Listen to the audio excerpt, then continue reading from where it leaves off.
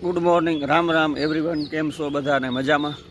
તો આજનો વિડીયો છે ને, પહેલાં તો હું એ ક્લિયર કરી દઉં કે કોઈ પણ રાજકીય પાર્ટીનો પ્રસાર કરવા માટે હું વિડીયો ઉતારતો નથી, જેથી કરે ને કોઈ મારા ઉપર આક્ષેપ ન કરે કે ભાઈ તું પ્રસાર કરો.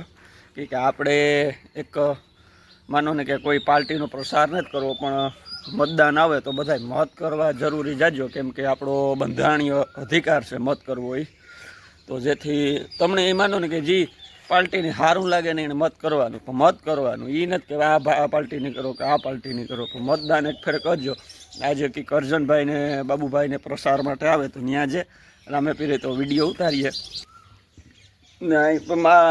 હું અટાણે તો જો કે ગવર્મેન્ટ એક્ઝામની તૈયારી કર્યા, જો મેળ નહીં આવે ને તો આપણે ઝંપલાવ્યું રાજકીય પાર્ટીમાં. એવું તો મારો દબદબો સારો થતો જાય, નહીં હોય તો અર્જનભાઈનો 7મો 8મો વ્લોગ છે એ પેલા નોરતામાં ઉતાર્યા ને અરહીભાઈની તમાનો ને અમારા ઘર જેવા સંબંધ છે કે અરસીમામાં તો એ ઓળખે જાય કે નોરતામાં ત્યાં વ્લોગ ઉતારવા જતો અને પાછો બખલાના અમારા કોન્ટેક સારા છે તો એથી ઓળખે જાય ને.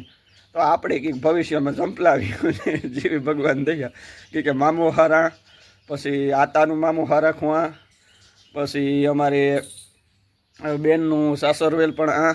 એટલે આપણે અહીં દબદબો જાજો છે ગામમાં. તો ક્યારેક સરપંચની ચૂંટણીમાં ફોર્મ ભરાવ્યું. જો કે અટાણે તો આપણે પહેલાં તો મને એવું હતું કે મને ઘરના મત નહીં આપે, પણ એ તો 2000 યુટ્યુબની ફેમિલી થઈ ગઈ તો આ તો મત આપવાના જ છે બધા. ઘરના તો આપે કે ન આપે એ બીજા નંબરની વસ્તુ છે. મારે મોહિયાજ મેં પહેલાં કીધું હતું કે એ આપણા ઘરના જ પહેલાં તો ના પાડી છે કે ભાઈ હમ દેન કહે કે આણે મત ન દેતા બીજાને દીજો. એ તો આપણે 2000 ને જે 5 વર્ષ પછી તો આપણી યુટ્યુબ ફેમિલી કાંઈ પૂગે જાય. તો એવું જંપલાવ્યું ગમે તો જોતા રહ્યો તો મસ્તી કરા. બાકી આપણી કંઈ રાજકારણમાં જવાનો કોઈ ઇન્ટરેસ્ટ નથી. તો આગળનું જેન ઉતાર જોતા રહ્યો વિડીયો. કાં અર્જનભાઈ કહે, કાં ભાષણ આપે, સ્પીચ આપે, તો મજા આવી જાય.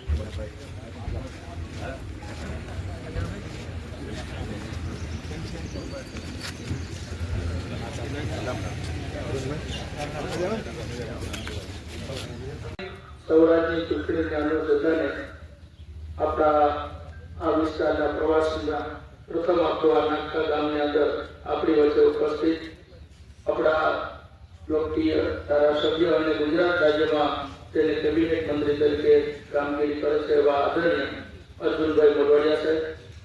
એવા પૂર્વ કેબિનેટ મંત્રી અને ખૂબ જેને કામ કર્યું એવા આદરણીય બાપભાઈ ડોકરિયા છે.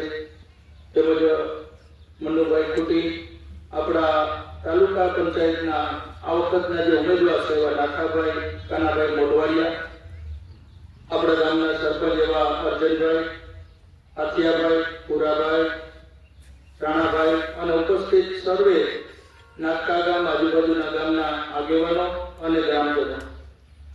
મારે વધારે વાત તો નથી કરવી એટલા માટે કે આપણા બંને આગેવાનો છે અને આપણે સાંભળવા છે, પણ બસ એટલી હું બધાને વિનંતી કરું અને એટલું જ કહેવાનું છે કે આપણે બધાએ જેટલું નથી વિચાર્યું એનાથી અનેક ગણું આપણા માટે છે એ બંને આગેવાનો વિચારે છે, આપણા માટે કામ પણ દિવસ રાત કરે છે.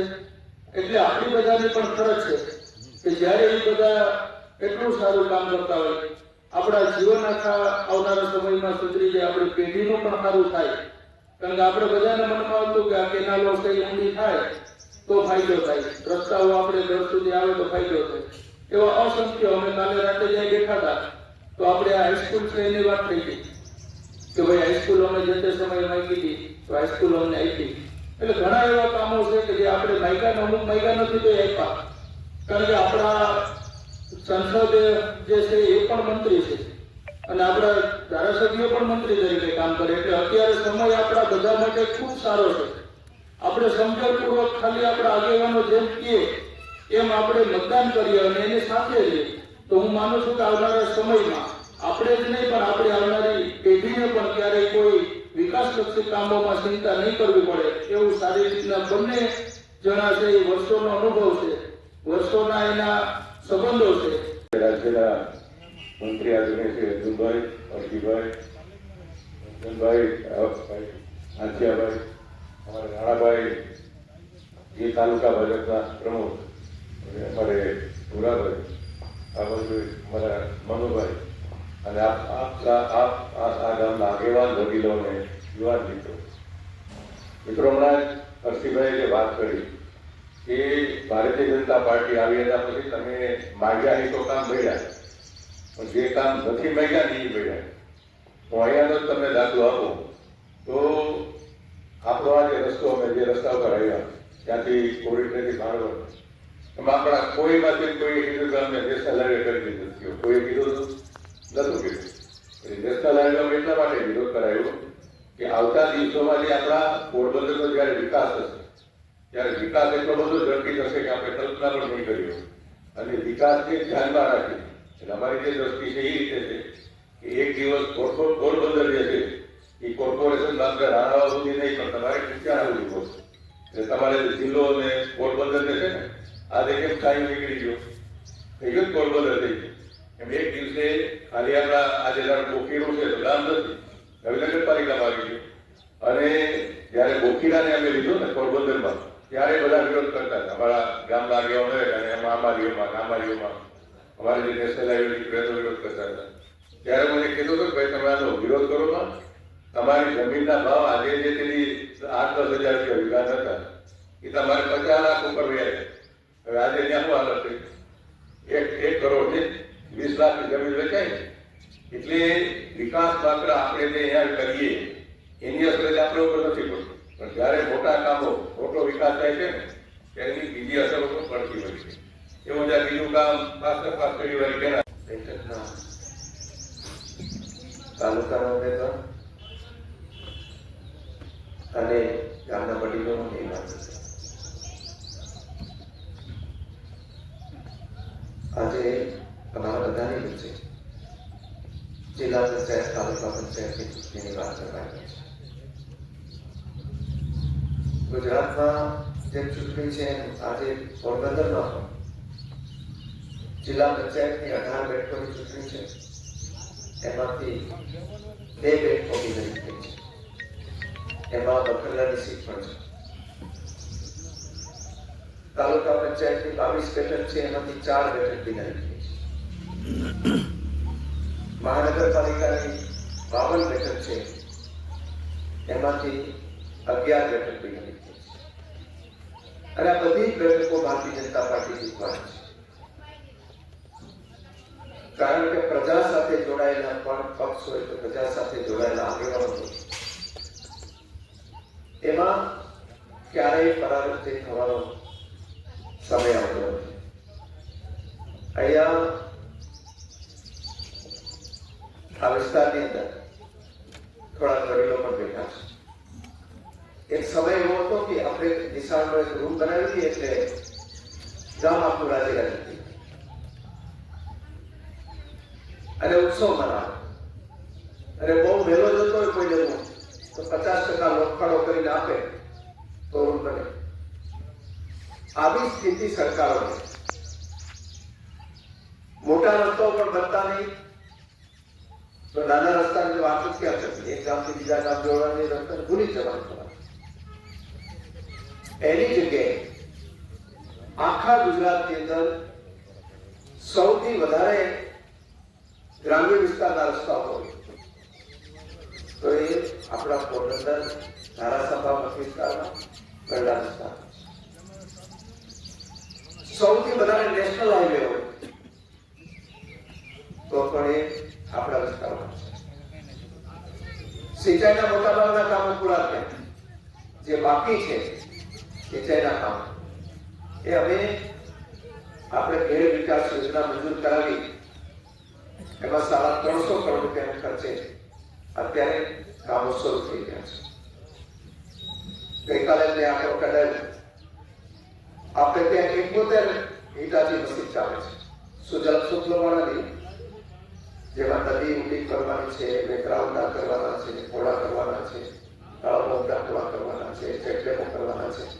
આવા કામો જે છે અત્યારે મોટે પાયે જે વિસ્તારમાં જાઓ તે કામ ચાલુ છે. 2 વર્ષમાં એ કામ બાકી નથી રહ્યું. એ સિવાય નિશાળો હોય તો પેલા નિશાળો, હાઈસ્કૂલો આખા વિસ્તારમાં પહેલા મગવાડા થઈ, પછી બાકીની હાઈસ્કૂલો થઈ, અને છેલ્લા વર્ષોમાં સરકારી હાઈસ્કૂલો થઈ છે નાકા સહિત. એ તમે બધાએ જોયું છે. એને કારણે શિક્ષણનું પ્રમાણ પણ આપણા વિસ્તારમાં વધ્યું છે. ખેડૂતોને વાત કરીએ તો 20 વર્ષમાં આપણે દુષ્કાળ નથી પડ્યો. જે લોકો એમ કહે છે કે બહુ તકલીફ છે, બહુ તકલીફ છે, બહુ તકલીફ છે, મરી ગયા છે, જુવાન પેઢી કહેતી હશે, વડીલો કોઈ નહીં. વડીલોને તો ખબર છે કે દિવસ રાત મજૂરી કરતા હતા તો એ 2 છેડાઓ ભેગા કરતા હતા. વીઘાવાળા ખેડૂતો લાખો કરોડોની સંખ્યામાં એક ખેડૂતોને ખૂબ રાહત થાય છે. અહીંયા આ વખતે માવઠું થયું, ખેડૂતો બધા ચિંતામાં પડી ગયા, જવાબનું પાસે છે.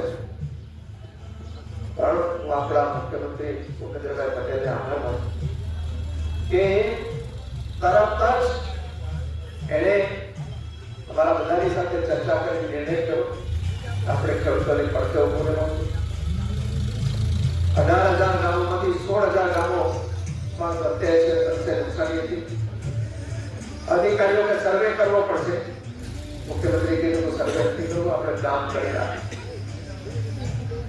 એટલે આપણે આ 11,500 કરોડ રૂપિયાનું પેકેજ ખાલી નુકસાની માટે આખા દેશમાં અત્યાર સુધી ખેડૂતોને વધારે વધારે આવું માવઠું થાય તો 22,000 રૂપિયા આપેલા છે. આપણે એની જગ્યાએ ખેડૂત 44,000 રૂપિયા. ખાલી આપણા જિલ્લાની અંદર 176 કરોડ રૂપિયા, એટલે 200 કરોડ રૂપિયા કરતા વધારે રકમ ખેડૂતોના ખાતામાં સીધી જમા. હવે નુકસાનીના પૈસા આપી દીધા પછી ટેકાની ભાવ ખરીદાય નહીં, પણ એ પણ ખરીદી. અને આપણે ત્યાં 15,000 કરોડ રૂપિયાની મગફળી, 17 લાખ ટન આ વર્ષે મગફળી ખરીદાય. આગલા વર્ષે 15,000 ની જગ્યાએ 7,000 કરોડની ખરીદી. આપણે કઈ બાબત પાછા લેવા નહીં ના એ ક્યાં નાખે એવા આપણે આખા કામ કર્યા દરેક વખતે નહીં થાય. આ વખતે મુશ્કેલી કેમ હતા? અને એમાં 15,000 કરોડની મગફળી એ ખરીદી, 11,500 કરોડ રાહતના જમા કર્યા, 26,500 કરોડ ખેડૂતોના સીધા ખાતા. જે લોકો ભ્રષ્ટાચાર કરે છે, રોજે રોજ ગામો ગાવે છે, આમાં તમે કોઈને કોઈ રૂપિયા આપ્યા છે? મને કહ્યું કે અમારું નામ આગળ લખી દે, પાછળ લખી દે કે મારી નબળી મગફળી લઈ લે, બોલો કરી લે. જ્યાં બધું નેતૃત્વ હોય ત્યાં કોઈ દિવસ આવું ખાવાનું અને આપણે ખવાઈ દેવાનું. સૌનો આભાર. તો થોડોક બધાનો અભિપ્રાય જવા દીજો ચૂંટણી બાબત કામ છે એ કોમેન્ટમાં જવા દીજો. કામ તમારો અભિપ્રાય છે ને કઈ રીતે હું જો હું કંઈ પ્રસાર નથી કરતો પણ હું તમારો વ્લોગ સારું આ ઉતારા કે મારે થોડી બીજી કલાકો ચડી ગઈ. કોમેન્ટમાં જણાવજો શું સરકાર બાબતે તમારો બધાનો અભિપ્રાય છે. તો આગળથી ઉતારતા રહીશું અને મળીએ પાછું કંઈક નવા ટોપિક સાથે નવા વિષયમાં. ત્યાં સુધી જોતા રહો અમારું યુટ્યુબ ચેનલ વિજય વડોદરા.